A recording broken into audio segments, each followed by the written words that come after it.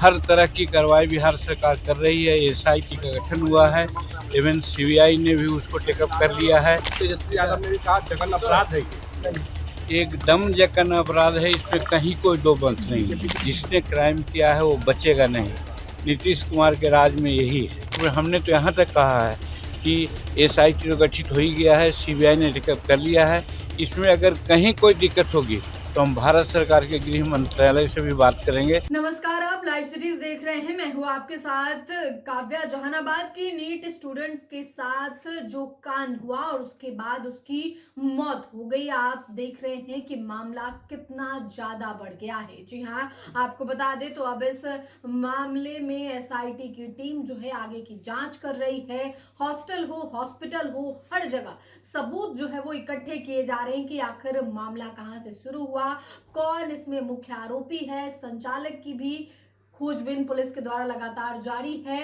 इसके अलावा आपको बता दें तो इस मामले पर अब राजनीतिक बयानबाजी भी शुरू हो चुकी है। एक और जहां विपक्ष सरकार पर कटाक्ष कर रहा है तो वहीं पक्ष के लोग भी कह रहे हैं कि नीतीश कुमार के सुशासन की सरकार में कोई नहीं बचेगा, सख्त से सख्त कार्रवाई आरोपियों पर की जाएगी।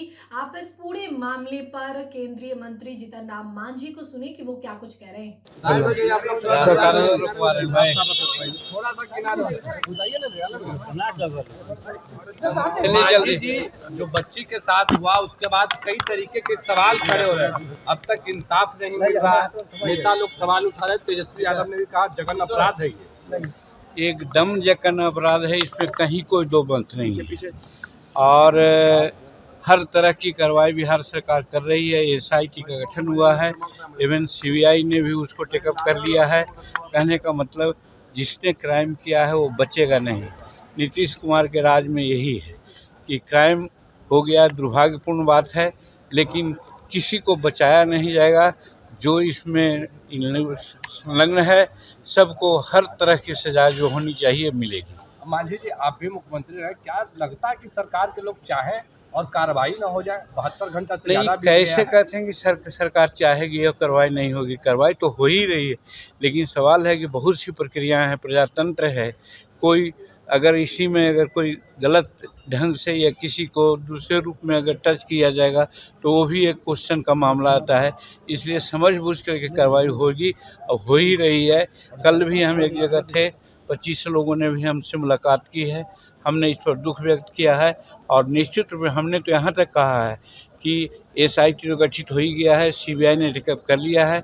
इसमें अगर कहीं कोई दिक्कत होगी तो हम भारत सरकार के गृह मंत्रालय से भी बात करेंगे और इस पर जो भी संभव है कार्रवाई होगी। और ऐसा कार्रवाई आगे न हो इसके लिए भी बिहार सरकार सुनिश्चित करेगी, ऐसा मुझे विश्वास है।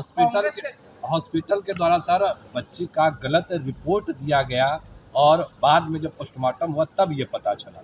हॉस्पिटल भी कार्रवाई होनी चाहिए सर। होनी ही चाहिए, इसमें कोई शक नहीं है। डॉक्टर लोग अगर किसी प्रकार से इसमें कॉन्फिडेंस है तो उस पर भी एकदम हर तरह का जो उचित कार्रवाई है होनी चाहिए। चलिए, कांग्रेस के विधायक फूल सिंह, उन्होंने बड़ा विवादित बयान दिया, कहा कि एससी के लड़कियों को और महिलाओं के साथ रेप करने से तीर्थ की प्राप्ति होती है। ये भाई कोई सही दिमाग वाला आदमी ऐसा नहीं बोल सकता है।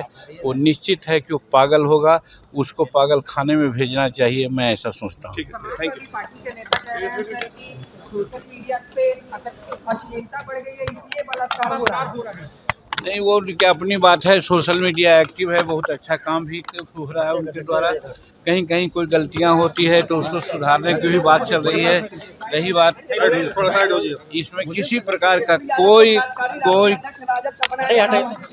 तो आपने केंद्रीय मंत्री जीतन राम मांझी को सुना। एक तरफ जहां उन्होंने कहा है कि नीतीश कुमार की सुशासन की ये सरकार है और कार्रवाई होगी ही। अगर ऐसा कुछ हुआ तो हम गृह मंत्री यानी कि अमित शाह से भी इस मामले में बात करेंगे कि आखिर ये मामला कैसे इसमें कार्रवाई हो। साथ ही तमाम बातें जीतन राम मांझी कहते हुए नजर आए हैं कि जो लोग इस वारदात को, इस जघन्य अपराध को अंजाम दिए हैं, उन्हें नहीं छोड़ा जाएगा। कानून के तहत सबको सजा दिलवाई जाएगी और पुलिस इस मामले में काम कर रही है। आपने जीतन राम मांझी को सुना है। फिलहाल के लिए इतना ही। साथ ही चैनल को सब्सक्राइब करें, फेसबुक पेज को लाइक करें। वीडियो देखने के लिए आपका धन्यवाद। है।